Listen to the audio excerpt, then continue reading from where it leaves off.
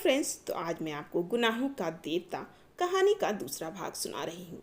एक ऐसी ही खुशनुमा सुबह थी और जिसकी कहानी मैं कहने जा रहा हूँ वह सुबह से भी ज़्यादा मासूम युवक प्रभाती गाकर फूलों को जगाने वाले देवदूत की तरह अल्फ्रेंड पार्क के लॉन पर फूलों की सरजमी के किनारे किनारे घूम रहा था। कत्थई स्वीट के रंग का पश्मीने का लंबा कोट जिसका एक कॉलर उठा हुआ था, दूसरे कॉलर में सरों की एक पत्ती बटन होल में लगी हुई थी, सफ़ेद मक्खन जीन की पतली पैंट और पैरों में सफ़ेद जरी की पेशावरी सैंडलें, भरा हुआ गोरा चेहरा और ऊंचे चमकते हुए माथे पर झूलती हुई एक रूखी भूरी लट। चलते चलते उसने एक रंग बिरंगा गुच्छा इकट्ठा कर लिया था और रह रहकर उसे सूंघ लेता था। पूरब के आसमान की गुलाबी पंखुड़ियां बिखरने लगी थी और सुनहले पराग की एक बौछार सुबह के ताजे फूलों पर बिछ रही थी। और सुबह हो गई, उसने चौंक कर कहा और पास की एक बेंच पर बैठ गया। सामने से एक माली आ रहा था। क्यों जी, लाइब्रेरी खुल गई? अभी नहीं बाबूजी, उसने जवाब दिया। वह फिर संतोष से बैठ गया और फूलों की पंखुड़ियां नोच कर नीचे फेंकने लगा। जमीन पर बिछाने वाली सोने की चादर परतों पर परतें बिछाती जा रही थी और पेड़ों की छायाओं का रंग गहराने लगा था। उसकी बेंच के नीचे फूलों की चुनी हुई पत्तियां बिखरी थी और उसके पास सिर्फ एक फूल बाकी रह गया था। हल्के फालसई रंग के उस फूल पर गहरे बैजनी डोरे थे। हेलो कपूर, सहसा किसी ने पीछे से कंधे पर हाथ रखकर कहा। यहाँ क्या झक मार रहे हो? उसने मुड़कर पीछे देखा। आओ ठाकुर साहब, आओ बैठो यार, लाइब्रेरी खुलने का इंतजार कर रहा हूँ। क्यों, यूनिवर्सिटी लाइब्रेरी चाट डाली? अब इसे तो शरीफ लोगों के लिए छोड़ दो। हाँ हाँ, शरीफ लोगों के ही लिए छोड़ रहा हूँ। डॉक्टर शुक्ला की लड़की है ना, वह इसकी मेंबर बनना चाहती थी तो मुझे आना पड़ा। उसी का इंतजार भी कर रहा हूँ। डॉक्टर शुक्ला तो पॉलिटिक्स डिपार्टमेंट में है। नहीं, गवर्नमेंट साइकोलॉजिकल ब्यूरो में। और तुम पॉलिटिक्स में रिसर्च कर रहे हो? नहीं, इकोनॉमिक्स में। बहुत अच्छे, तो उनकी लड़की को सदस्य बनवाने आए हो? कुछ अजब स्वर में ठाकुर ने कहा। छी, कपूर ने हंसते हुए कुछ अपने को बचाते हुए कहा। यार, तुम जानते हो कि मेरा उनसे कितना घरेलू संबंध है। जब से मैं प्रयाग में हूँ उन्हीं के सहारे हूँ। ठाकुर साहब हंस पड़े। अरे भाई, मैं डॉक्टर शुक्ला को जानता नहीं क्या? उनका सा भला आदमी मिलना मुश्किल है। तुम सफाई व्यर्थ में दे रहे हो।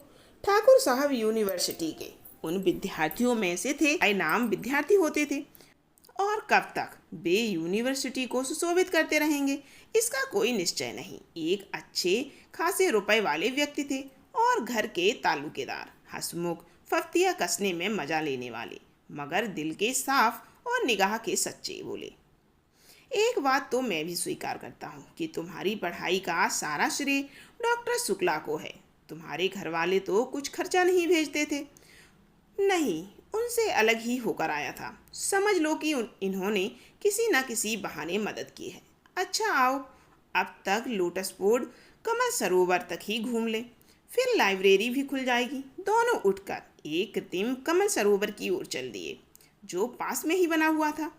सीढ़ियाँ चढ़कर ही उन्होंने देखा कि एक सज्जन किनारे बैठे कमलों की ओर एक टक देखते हुए ध्यान में तल्लीन है। छिपकली से दुबले पतले बालों की एक लट माथे पर झूमती हुई। कोई प्रेमी है या कोई फिलॉसफर? देखा ठाकुर?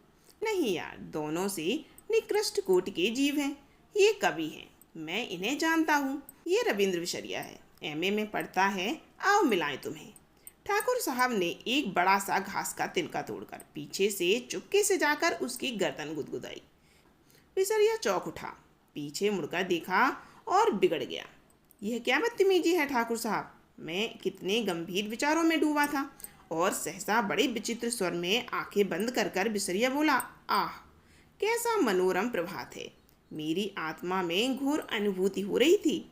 कपूर बिसरिया की मुद्रा पर ठाकुर साहब की ओर देखकर मुस्कुराया और इशारे में बोला, है यार सगल की चीज, छेड़ो जरा। ठाकुर साहब ने तिनका फेंक दिया और बोले, माफ़ करना भाई बिसरिया, बात यह है कि हम लोग कब तो हैं नहीं, इसीलिए समझ नहीं पाते क्या सोच रहे थे तुम। बिसरिया ने आंखें खोली और एक गहरी सांस लेकर बोला, मैं सोच रहा था कि आखिर प्रेम क्या होता है, क्यों होता है, कविता क्यों लिखी जाती है, फिर कविता के संग्रह उतने क्यों नहीं बिकते जितने उपन्यास या कहानी संग्रह। बात तो गंभीर है, कपूर बोला। जहाँ तक मैंने समझा और पढ़ा है, प्रेम एक तरह की बीमारी होती है, मानसिक बीमारी, जो मौसम बदलने के दिनों में होती है, मसलन कुआर कार्तिक या फागुन चैत। उसका संबंध रीढ़ की हड्डी से होता है और कविता एक तरह का सन्निपात होता है। मेरा मतलब आप समझ रहे हैं मिस्टर सिवरिया। सिवरिया नहीं, बिसरिया, ठाकुर साहब ने टोका। बिसरिया ने कुछ उजलत, कुछ परेशानी और कुछ गुस्से से उनकी ओर देखा और बोला, क्षमा कीजिएगा, आप या तो फ्राइडवादी हैं या प्रगतिवादी, और आपके विचार सर्वदा विदेशी हैं। मैं इस तरह के विचारों से घृणा करता हूँ। कपूर कुछ जवाब देने ही वाला था कि ठाकुर साहब बोले, अरे भाई, बेकार उलझ गए, तुम लोग पहले परिचय तो कर लो आपस में। ये हैं श्री चंद्र कुमार कपूर, विश्वविद्यालय में रिसर्च कर रहे हैं, और आप हैं श्री रविंद्र बिसरिया, इस वर्ष एमए में बैठ रहे हैं, बहुत अच्छे कवि हैं। कपूर ने हाथ मिलाया और फिर गंभीरता से बोला, क्यों साहब, आपको दुनिया में और कोई काम नहीं रहा जो आप कविता करते हैं। बिसरिया ने ठाकुर साहब की ओर देखा और बोला, ठाकुर साहब, यह मेरा अपमान है, मैं इस तरह के सवालों का आदी नहीं हूँ, और उठ खड़ा हुआ। अरे बैठो बैठो, ठाकुर साहब ने हाथ खींचकर बैठा लिया। देखो, कपूर का मतलब तुम समझे नहीं। उसका कहना यह है कि तुम में इतनी प्रतिभा है कि लोग तुम्हारी प्रतिभा का आदर करना नहीं जानते, इसीलिए उन्होंने सहानुभूति में तुमसे कहा है कि तुम और कोई काम क्यों नहीं करते, वरना कपूर साहब तुम्हारी कविता के बहुत शौकीन हैं, मुझसे बराबर तारीफ करते हैं।